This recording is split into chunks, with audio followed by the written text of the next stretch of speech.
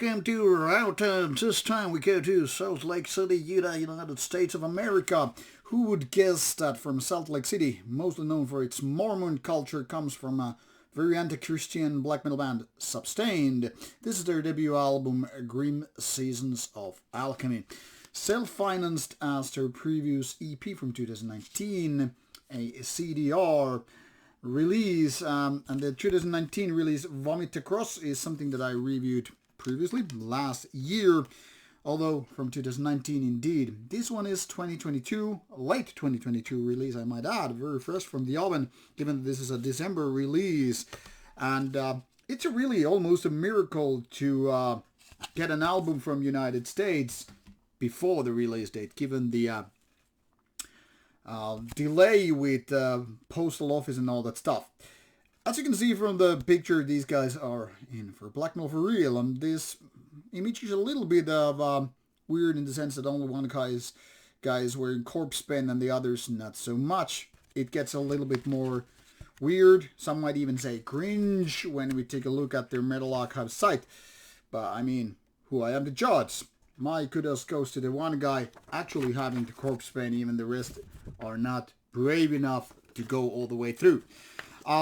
In case you missed, this one has quite lengthy lyrics, and the topics are of various sorts. Even the cover kind of indicates this is not your typical and the Christian thing only. It, you know, sounds like Sons of Low-Key here, and the grey mists of Helheim are more or less pointing towards Viking myths and stuff like that, stories, mythology and all that stuff. And now the picture I promised you, this is a little bit cringe. I mean, okay, let's put it this way. Three guys have some sort of metal apparel. Here is a Cradle of Filth shirt, and you know, you have this metal look, especially the guy on the front, but this guy is almost like, hey, I'm just playing here, I'm not part of the band, I'm a tourist. I kid you not, this kind of stuff doesn't really bother me, but it gives a little bit weird perspective on the band. I mean, a lot of people do judge various bands and artists based on how they look. I've got in my share, or whoever have a no hair do kind of a thing, like, hey, he cannot be real metalhead, he doesn't have spikes and corpse paint and long hair and all that stuff. But that's a different story. Let's focus on the band from Salt Lake City with their debut album out. Like the previous EP, this one is pretty solid, going back to the 90's traditions. So definitely second wave black metal. Thing here is, where EPs have the kind of a plus side that they're compact. You don't get bored with the music because it's just short and sweet. Full albums are always the kind of a trial by fire. You're able to do a demo, check. You're able to do an MCD or 7-inch EP or whatever. But can you really nail an album that actually works, that is not boring and all that stuff? And that's the real trial by fire here, which I can only answer yes. Substained are able to do that, but barely. And by barely I mean this is a solid 7 out of 10 release, so more on the good side. Definitely a decent album, but is it really good one? Is it really able to challenge the classics or the really great ones? Not so much, but I'll explain and hopefully guide you through the album. So this one goes through the traditional 10 tracks and then almost, not almost an hour, but over 50 minutes anyway. And as such, you have quite a deal of music to listen to.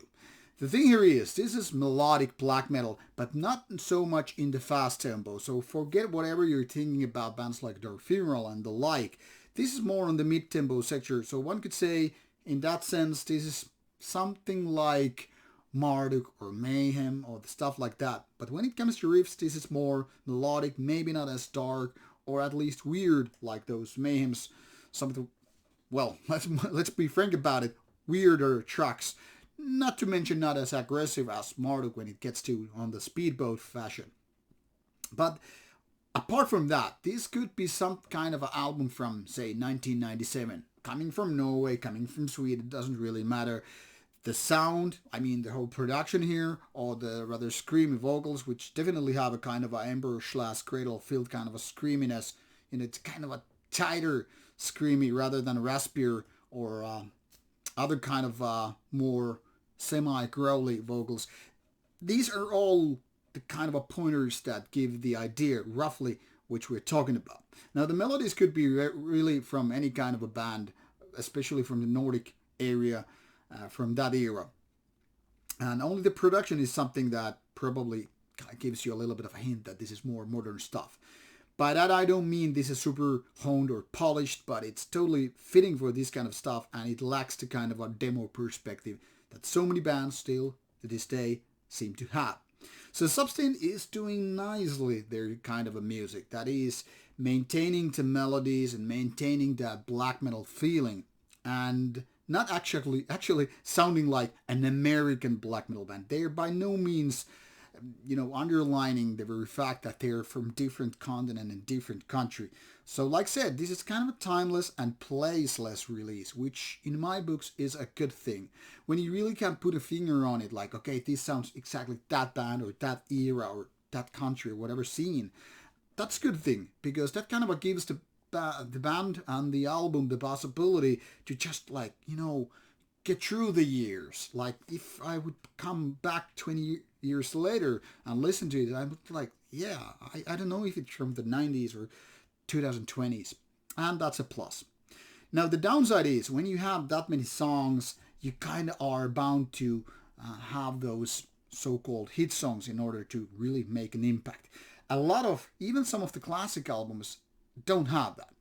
And I'm using here an album that I'm gonna get nailed for, Emperor's second album, Anthems. That is a good example where you have some of the greatest black metal tunes from the band ever, and also some of the very boring ones, which makes that album, in my books, another 7 out of 10.